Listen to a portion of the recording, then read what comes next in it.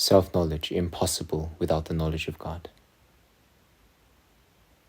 Conversely, we observe that no one ever attains clear knowledge of self unless he has first gazed upon the face of the Lord, and then turns back to look upon himself. Deeply rooted in all of us is an arrogance which persuades us that we are righteous, truthful, wise, and holy. Only clear evidence that we are unrighteous, deceitful, foolish, and vile will convince us of the contrary. We feel no such conviction if all we do is look upon ourselves and not also upon the Lord.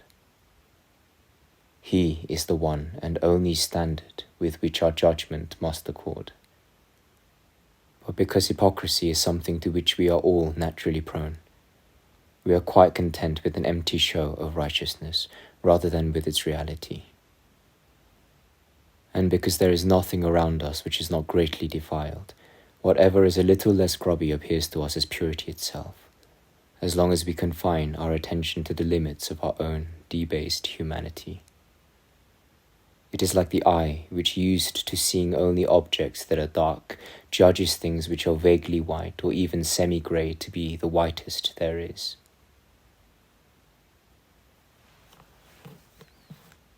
An analogy based on physical sight will help us better understand how badly we misjudge our soul's powers. If in broad daylight we look down at the ground or attend to things which are round about us, we have no trouble believing our sight is extremely sharp and keen. When, however, we look straight up at the sun, the power that served us so well on earth is dazed and dazzled by so intense a light, forcing us to admit that our ability clearly to see earthly objects is weak and feeble when it comes to gazing at the sun. This is how it is when we try to estimate our spiritual strengths. As long as we do not look beyond the earth's horizons, we are perfectly content with our own righteousness, wisdom, and power. We flatter and congratulate ourselves, and are not far from thinking we are demigods. If, however, we turn our thoughts toward the Lord, and realize how consummate is his righteousness, wisdom, and power, which are the standard to which we must conform, what we once took to be righteousness will appear foul and utterly evil. What we wrongly thought of as a miracle of wisdom will be seen to be pure folly. What we regarded as power will turn out to be wretched feebleness. Indeed, what we reckon to be perfectly blameless in us will never match the purity to be found in God.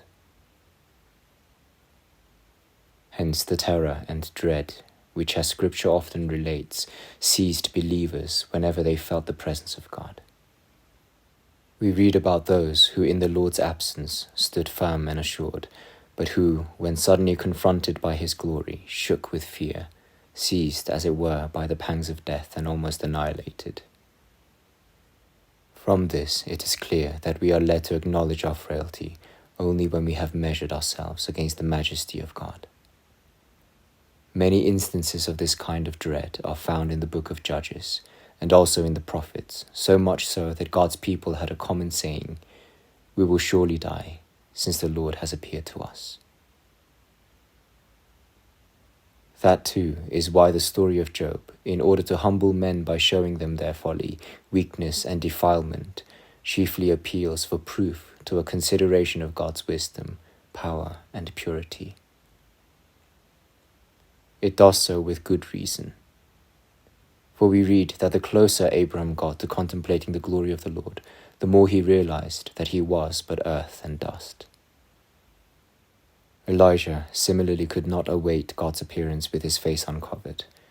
So afraid was he to gaze on him. What then might man do, who is mere vermin and rottenness, when even the cherubim must veil their faces in great fear and reverence? As the prophet Isaiah declares, the sun will be ashamed, and the moon confounded when the Lord of hosts shall reign.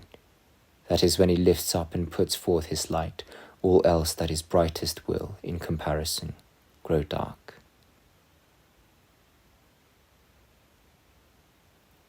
Nevertheless, however mutually connected are the knowledge of God and the knowledge of ourselves, there is a proper order which requires us to give priority to the knowledge of God. From there, we will come back to the other.